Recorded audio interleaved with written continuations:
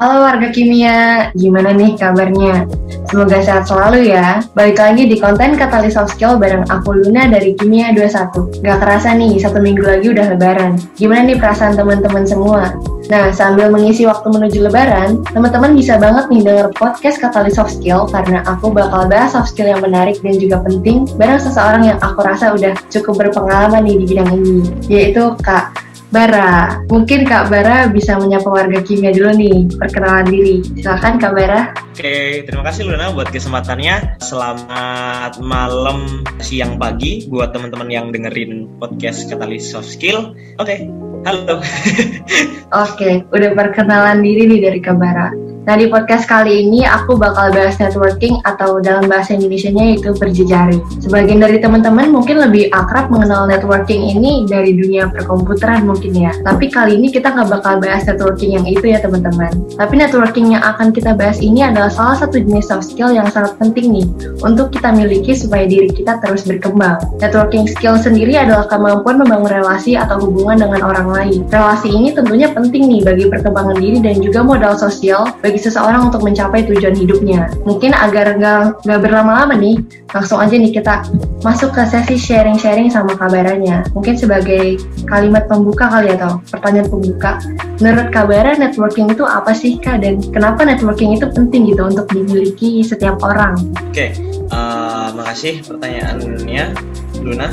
Ya cukup bagus ya, walaupun sebenarnya juga biasa juga pertanyaannya. Jadi, menurut aku, networking itu merupakan suatu upaya untuk membentuk jejaring yang memang jejaring itu kedepannya akan menjadi indera dari seseorang itu sendiri. Nah, di sini networking itu menurut aku termasuk hal yang sangat-sangat penting, tapi juga harus dipertimbangkan, di mana memang pastinya kita sendiri itu akan excited banget masalah networking. Terus habis itu kita pengen punya relasi misal pejabat, presiden dan segala macam. Tapi menurut aku di sini hal yang menarik dari networking, orang yang cerdas itu bukan memainkan networking dengan memanfaatkan atau mengeksploitasi relasi, namun ambisi di mana relasi yang kita miliki itu bisa mendapat suatu gain and gain dengan kita, di mana kita mendapatkan sesuatu dari relasi dan relasi pun juga diuntungkan dengan mengenal kita. Oke, kurang lebih mengenai networking itu sih yang aku pelajari selama ini. Oke, berarti lebih ke simbiosis mutualisme gitu kali ya Kak maksudnya. Yep. Jadi dari ada hubungan timbal balik lah gitu, nggak cuma satu pihak doang yang ngasih keuntungan gitu. Kayak sebagian orang kan kayak gampang banget gitu ngebangun network ya karena mungkin skill komunikasinya bagus lah gitu. Nah sebagian lagi kayak mau nyapa orang aja tuh bahkan sungkan gitu sampai akhirnya malah dicap sombong sama orang-orang. Padahal kayak dalam hatinya kayak mikir nyapa nggak ya. Nah, menurut Kak Bara sendiri kayak apa sih faktor penghambat gitu yang biasanya tuh muncul ketika kita mau ningkatin networking skill kita gitu, Pak? Oke, mengenai itu ya, aku sendiri mungkin jujur aja, aku merasa bahwa alhamdulillah selama kuliah itu aku benar-benar bisa mendevelop diriku dan akhirnya menjadi lebih baik. Dan aku juga mungkin pernah merasakan di step dimana aku sendiri malu untuk menyuarakan sesuatu atau menyapa atau membangun networking. Nah, menurut aku penghambat besar mengenai kesulitan membangun networking itu adalah diri kita sendiri. Jadi gimana ya? Kita di sini jujur-jujuran aja bahwa di Indonesia atau di diri aku yang aku sendiri, kita tidak pernah dirawat atau diberi pendidikan untuk benar-benar mencintai atau pede dengan diri kita sendiri.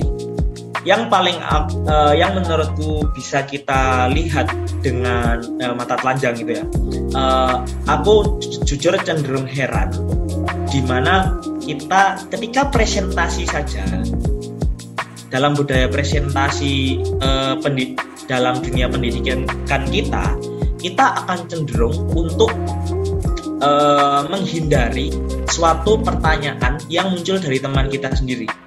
Nah, menurutku ini juga salah satu bentuk yang membuktikan bahwa kita sendiri selalu menekan orang lain untuk menjadi dirinya, dan itu juga sebenarnya luapan diri kita ketika memang kita di kelas. Kebanyakan dari kita itu ketika di depan guru, ketika kita ditawari ada pertanyaan atau enggak anak-anak, selalu kita jawabnya tidak ada Bu, padahal ya nggak paham apa-apa atau segala macam, atau dipendem, dan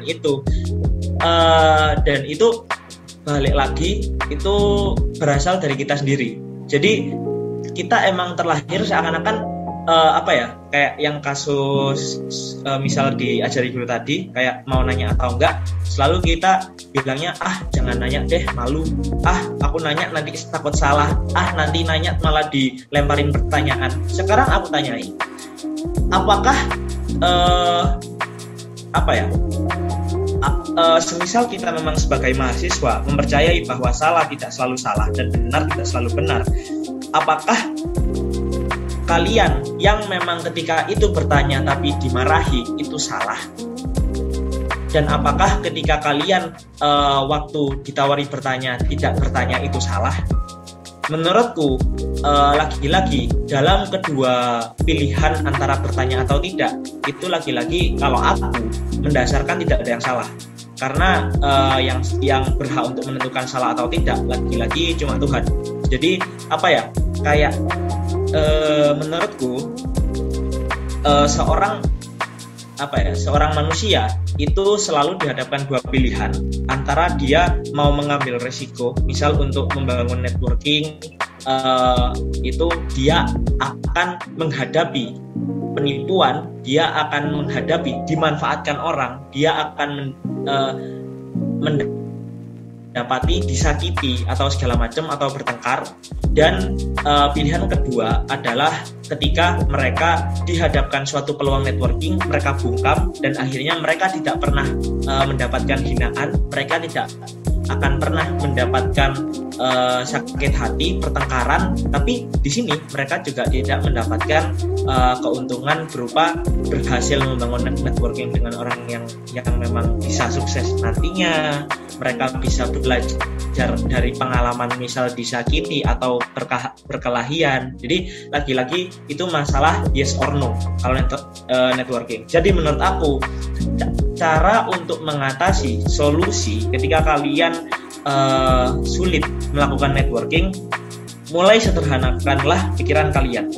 Jadi coba jangan berpikir bahwa aku takut bangun networking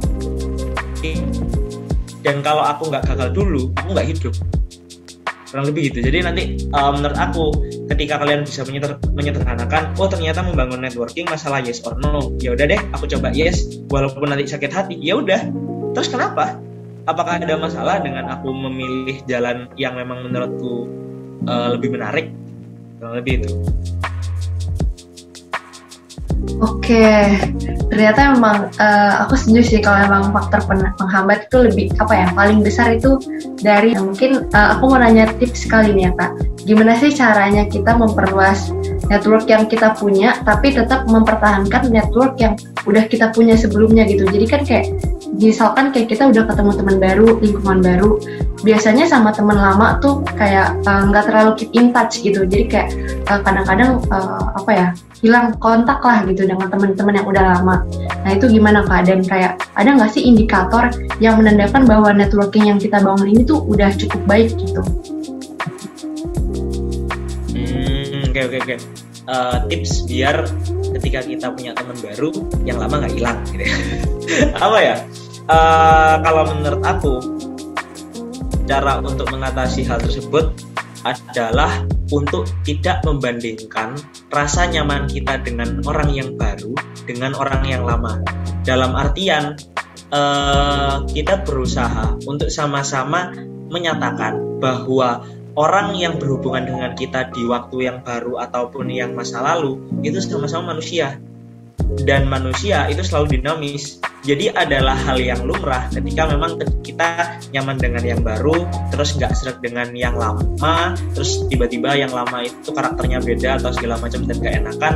Cobalah untuk memanusiakan mereka, cobalah untuk menerima. Jadi menurut aku tips untuk bisa membalanskan keduanya itu menerima, dan jangan terlalu cepat berasumsi bahwa relasi kamu yang baru nggak bisa disambungin sama yang lama. Jadi cobalah untuk lakukan suatu momen-momen di mana relasimu yang baru itu disambungin sama yang lama dengan suatu kira-kira memikirkan peluang apakah mereka bisa berinteraksi gitu. Jadi mungkin menurut aku itu tipsnya, kayak itu tadi. Terus jadi yang kedua itu apa? Oh, yang kedua itu ini Kak, ada nggak sih indikator yang nandain bahwa networking yang kita bangun itu udah cukup baik lah gitu? Oke. Networking yang baik itu nggak boleh ada indikator, karena setiap